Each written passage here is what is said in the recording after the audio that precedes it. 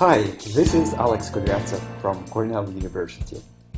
Environmental educators are trying to achieve various outcomes in their programs. For example, environmental knowledge, connection to nature, better social norms, and pro-environmental behavior. To achieve these outcomes, educators design and conduct learning activities and have assumptions or understanding how these activities eventually lead to desired outcomes. Today, we'd like to discuss the theory of change that can help environmental educators identify long-term goals of their programs and connect them with program outcomes and activities. I'd like to welcome our guest, Dr. Dana Taplin, Director of Theory of Change at ACT Knowledge in New York City, who is doing research and training sessions related to theory of change. Hello, Dana. Hi, Alex. So, what is the theory of change and how do you describe it? Well, theory of change is a goal setting and planning process that involves preparing a framework, we call it a pathway of intended or desired outcomes, so that work, which is to say program activities, is understood in the context of the chain or the sequence of outcomes that is needed to reach a long-term goal. So when we speak about real-life programs in like environmental education programs,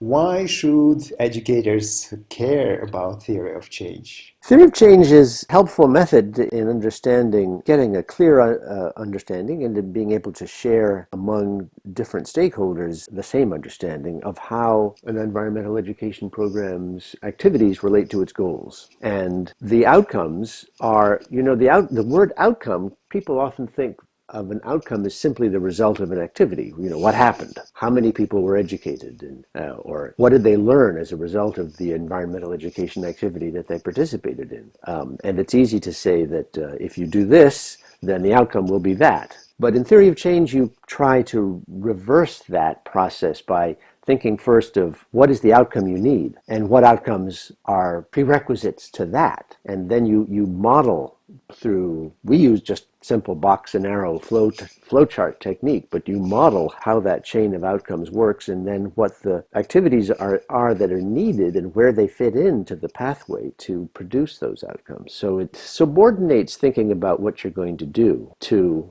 the outcomes you need. And the outcomes that are in the model are the desired outcomes, not whatever happens as a result of the activity, but what you think needs to happen.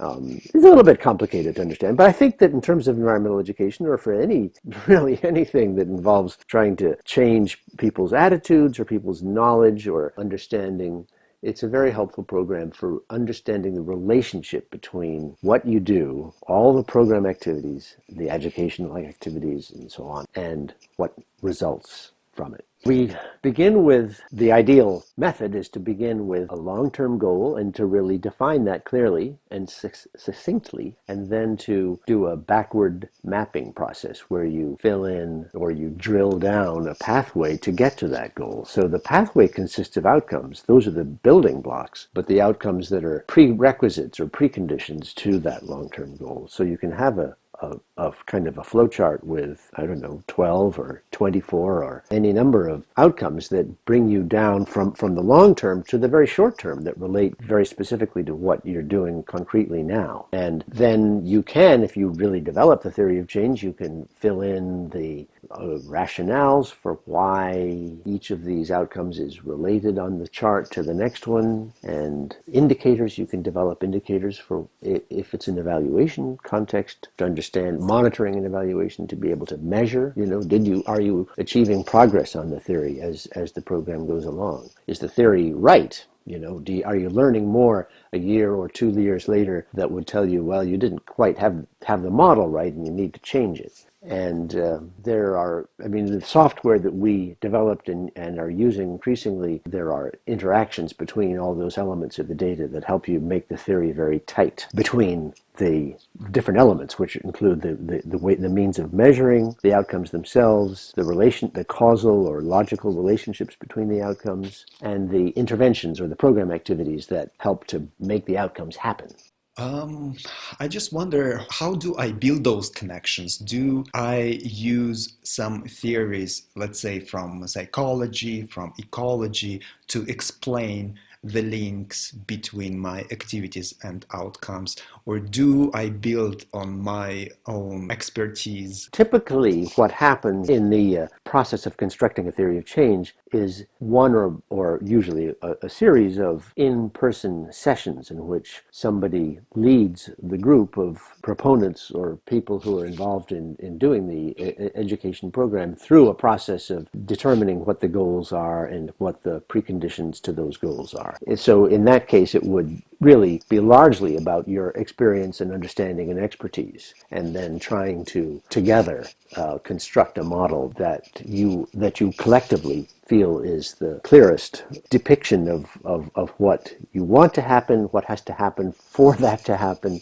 and how the program activities would be best structured to produce that result. Now, there are particular parts of it that may depend on research in different fields, depending on, I should think in an environmental education context, there'd be a number of ways where you'd want to be able to say that you might want to be able to base a certain outcome on a desired outcome or even a pathway of outcomes on some research findings rather than just going on expertise. And that's often true in other fields, certainly in education too. There are areas of an undertaking where the stakeholders feel they don't know enough about how it works, or they want to bring in experts, or perhaps in the case of a grant-making organization like a foundation, they have a goal, but they don't necessarily know, or they're not willing to say which way the goal should be achieved. They're willing to let different groups apply for funds and proposals about how they're going to achieve it. So there are lots of ways in which expertise